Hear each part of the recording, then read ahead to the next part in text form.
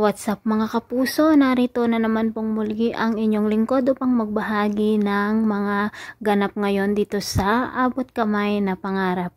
Nang malaman nga po ni Lynette na muntik nang saksakin ng ballpen ni Moira si Annalyn, agad siyang pumunta sa Apex Medical Hospital upang kumprontahin si Moira, at dito nga nagtalo ang dalawa.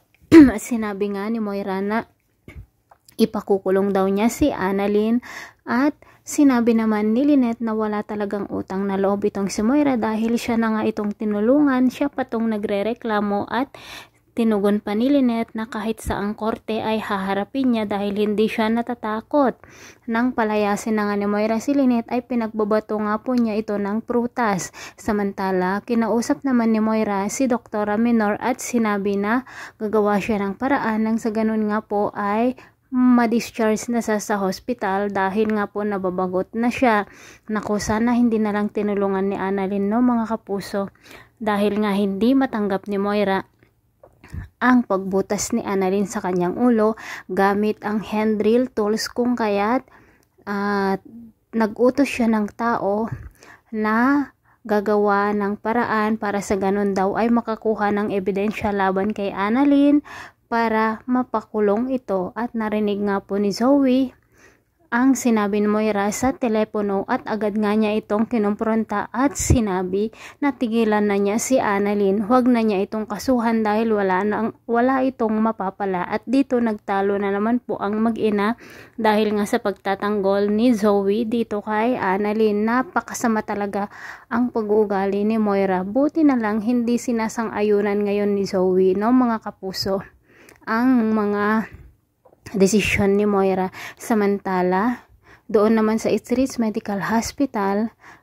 tinuturuan ni Doc RJ si Lynette para sa first aid, nang sa ganun pag may emergency daw ay alam na ni Lynette ang kanyang ginagawa. At hindi nila alam na nandoon pala sa pintuan si Doc Carlos, at nakikinig nga siya o pinapanood nga niya ang pag-iensayo ni Lynette at Doc RJ. Samantala, habang nag-uusap sina Dr. Carlos at Lynette, dito nga sinabi ni Lynette ang mga sama ng loob niya dito kay Moira. Sinabi niya dito kay Doc Carlos na napakasama talaga ang ugali ni Moira. Siya na nga daw ang tinulungan ni Annalyn.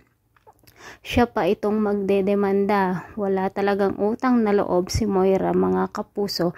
Samantala, sa pag-uusap naman nila Doc Lyndon at Annalyn, habang kinakausap ni Annalyn ang picture ni Emily, sinabi nito na kung papayag daw si Emily ay hahanapan niya si Doc Lyndon ng magiging future girlfriend. At sinagot naman ni Doc Lyndon na hindi na niya kailangan ang girlfriend at kontento na siya dito kay Annalyn. O diba mga kapuso, may pagtingin talaga si Doc Lyndon dito sa ating bida. Bagay naman sila, diba? Ang pogi si Doc Lyndon, samantala maganda at smart ang ating bida na si Dr. Annalyn Santos. Samantala, sa East Ridge Medical Hospital, habang kinakausap ni Aling Susan ang isang nurse, na ikwento nito ang tungkol sa isang pasyente nila na kailangan ang operasyon, ngunit hindi daw pumayag yung pasyente dahil wala daw siyang pera. At kilala nga po ni Aling Susan ang naturang pasyente na yon, at ang pangalan ay Melba. At ito nga ay ang kaibigan dati ni Aling Susan.